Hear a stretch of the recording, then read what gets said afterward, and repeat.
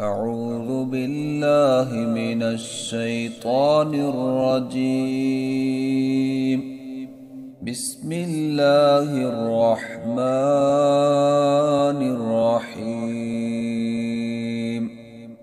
يا أيها الذين آمنوا إن تتقوا الله يجعل لكم فرقانا ويكفر عنكم سيئاتكم ويغفر لكم، والله ذو الفضل العظيم. وإذ يمكر بك الذين كفروا ليثبتوك أو يقتلوك أو يخرجوك، ويمكرون ويمكر الله، والله خير الماكرين.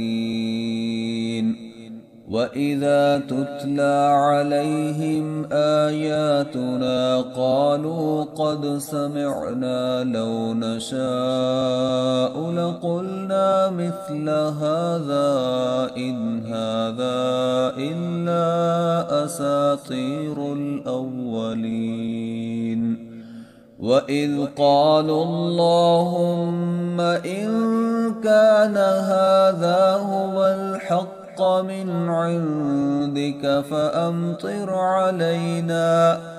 فأمطر علينا حجارة من السماء أو ائتنا بعذاب أليم. وما كان الله ليعذبهم وأنت فيهم، وما كان الله معذبهم وهم يستغفرون. وما لهم ألا يعذبهم الله وهم يصدون عن المسجد الحرام وما كانوا أولياءه إن أولياؤه إلا المتقون ولكن أكثرهم لا يعلمون. وما كان صلاتهم عند البيت إلا مكاء وتصدية، فذوقوا العذاب بما كنتم تكفرون.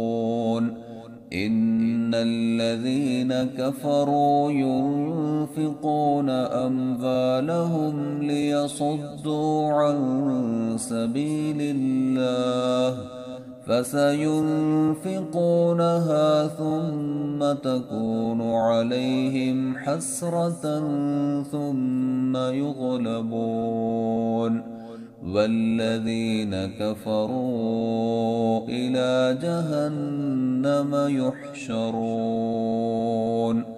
ليميز الله الخبيث من الطيب ويجعل الخبيث بعضه على بعض فيركمه جميعا فيجعله في جهنم، أولئك هم الخاسرون.